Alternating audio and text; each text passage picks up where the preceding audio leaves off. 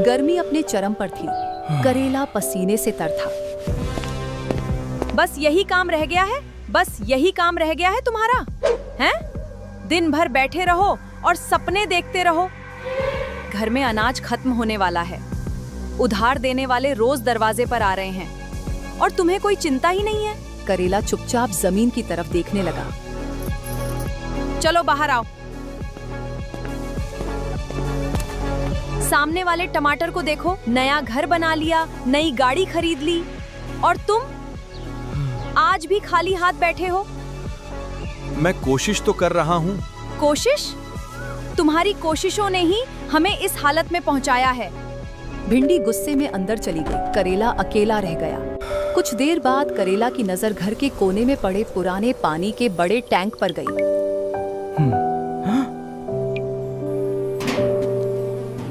Tank के अंदर बाहर की तुलना में थोड़ी ठंडक थी। उसने आंखें बंद कर ली। काश कोई ऐसी जगह होती जहां इस भयंकर गर्मी में भी लोग आराम से बैठ सके। उसके मन में एक नया सपना आकार लेने लगा, जहां बिना एसी के ठंडक मिले। लोग दूर दूर से वहां आने लगे। उसी समय बाहर अचानक एक गाड़ी का हॉर्न सुनाई दिया। पूरे गांव के लोग बाहर दौड़ पड़े। एक चमचमाती गाड़ी घर के सामने आकर रुकी।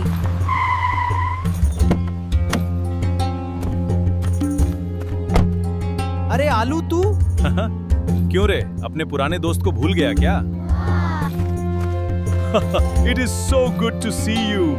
दोनों खुशी से गले मिलते हैं और घर के अंदर चले जाते हैं। आलू ने चारों तरफ नजर दौड़ाई। टूटी दीवारें, खराब हालत और संघर्ष के निशान हर जगह दिखाई दे रहे थे। नमस्ते आलू। नमस्ते भिंडी, कैसी हो? ठीक हूँ।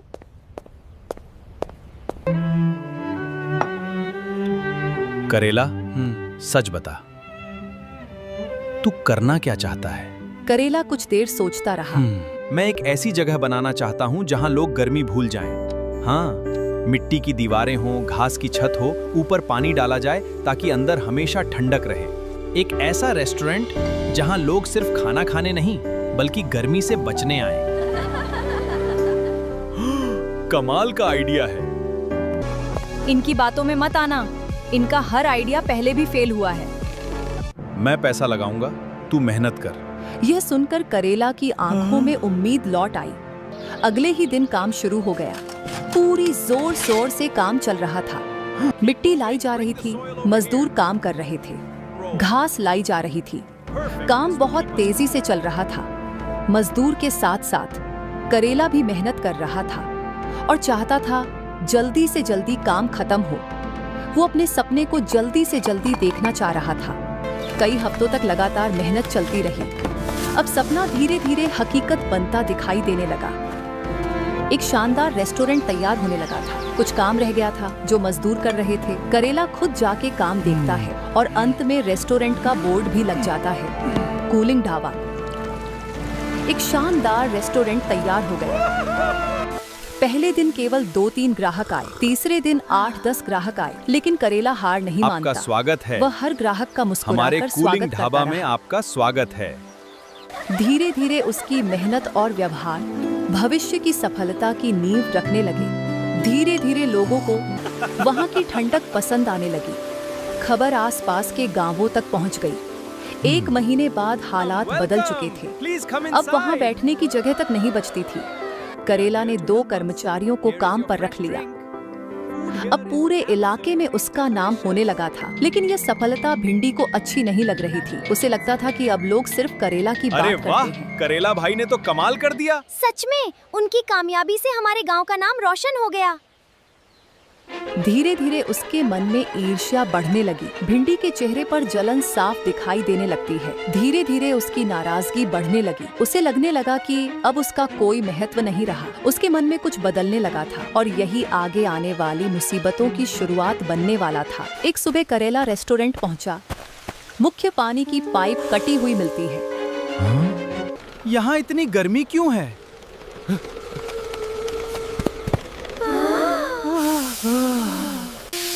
करेला किसी तरह सब ठीक करवाता है। लेकिन अगला दिन एक नई परेशानी लेकर आया। क्या आपको भी खाना कुछ अजीब लग रहा है? हाँ, दाल का स्वाद कुछ बदला हुआ है। शिकायतें बढ़ने लगी और करेला समझ नहीं पा रहा था कि आखिर समस्या क्या है। करेला परेशान हो जाता है। करेला को शक होने लगा कि कोई उसकी तरक्की से जल रहा है। वह एक सीसीटीवी कैमरा लगा देता है। रात को वह रिकॉर्डिंग देखने बैठता है। आधी रात को एक नकाबपोश अंदर आता है। वह पाइप को नुकसान पहुंचाता है, सामान खराब करता है। करेला ध्यान से पूरी रिकॉर्डिंग देखने लगा। करेला की आंखें फटी रह गईं। वह भिंडी थी।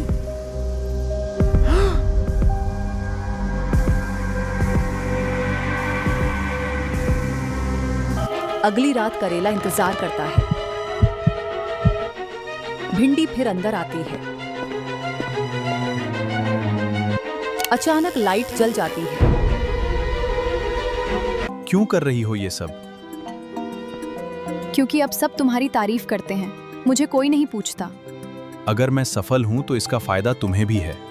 लेकिन भिंडी पर ईर्ष्या हावी हो चुकी थी। दोनों में भयंकर झगड़ा हुआ। कुछ परवाह ही नहीं है। अब कहने को कुछ नहीं बचा है, हैं? भिंडी घर छोड़कर चली जाती है। कुछ दिन बीत गए। कूलिंग ढाबा फिर पटरी पर लौट आया। आलू पहले से ज्यादा आने लगा। नमस्ते मेरे भाई, कैसे हो? मैं ठीक हूँ, तुम्हें देखकर खुशी हुई। वह हर काम में मदद करता दिखाई देता है। धीरे धीरे करेला का भरोसा आलू पर बढ़ता गया। करेला उसे अपना सबसे अच्छा दोस्त मानने लगा। हमारे यहाँ सब कुछ बहुत अच्छा चल रहा है। हाँ भाई, ये सब तुम्हारी वजह से है। करेला को लगता था कि ऐसा दोस्त किस्मत वालों को मिलता है। उसे बिल्कुल अंदाजा नहीं था कि आगे चलकर यही भरोसा उसकी सबसे बड़ी परीक्षा बनने वाला है। एक दिन आलू आता है। दोस्त, मुझे कुछ पैसों की जरूरत है। ठीक है, तू यहीं बैठ, मैं अभी घर से पैसे लेकर आता हूँ। करेला बिना किसी शक के रेस्टोरेंट से बाहर निकल जाता है। कुछ देर बाद करेला पैसों का बैग लेकर वापस लौटता है। जैसे ही करेला अंदर जाने वाला होता है, उसे आलू की आवाज सुनाई देती है। फिर जो उसने सुना, वो अभी तक नहीं आया। भिंडी, अब सब हमारे हिसाब से चल रहा है। करेला को कुछ पता नहीं है। जैसे ही सही मौका मिलेगा, कूलिंग ढाबा हमारा हो जाएगा। मेरा बिजनेस बर्बाद हो चुका है। अगर ये रेस्टोरेंट हाथ लग जाए तो हमारी जिंदगी बन जाएगी। करेला के पैरों तले जमीन खिसक गई। करेला का दिल टूट गया।